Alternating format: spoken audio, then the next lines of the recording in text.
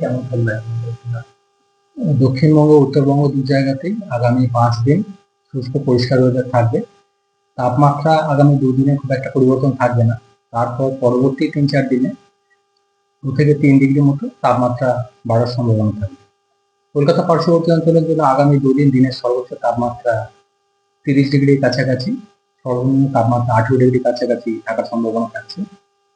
তারপর পরবর্তী 3-4 দিনে কিছুটা বেড়ে তাপমাত্রা কলকাতা পার্শ্ববর্তী অঞ্চলের জন্য দিনের সর্বোচ্চ তাপমাত্রা 31 থেকে 32 ডিগ্রি কাছাকাছি পৌঁছে যাওয়ার সম্ভাবনা থাকবে এবং সর্বনিম্ন তাপমাত্রা 20 থেকে 21 ডিগ্রি কাছাকাছি পৌঁছে যাওয়ার সম্ভাবনা রয়েছে। অন্যান্য জেলাগুলোতেও একই রকম ভাবে তাপমাত্রা আগামী দুদিনে খুব বেশি পরিবর্তন হবে না, পরবর্তী 3-4 দিনে 2 থেকে 3 ডিগ্রি মতো তাপমাত্রা বাড়বে। বৃষ্টিপাতের সম্ভাবনা থাকছে না আগামী 5 দিন। উত্তরবঙ্গের ক্ষেত্রেও খুব একটা উল্লেখযোগ্য পরিবর্তন তাপমাত্রা থাকছে না আগামী 5 দিন। এখন যে টেম্পারেচারটা রয়েছে, দার্জিলিং এর ক্ষেত্রে যেটা রিপোর্ট হয়েছে 6 ডিগ্রির কাছাকাছি সর্বনিম্ন তাপমাত্রা, কালিম্পং 11 থেকে 12 ডিগ্রি কাছাকাছি রয়েছে মিনিমাম টেম্পারেচার, জলপাইগুড়ি, কোচবিহার, আলিপুরদুয়ার এগুলো মিনিমাম টেম্পারেচার 12 থেকে 13 ডিগ্রির কাছাকাছি রিপোর্ট হচ্ছে গত 24 ঘন্টায়।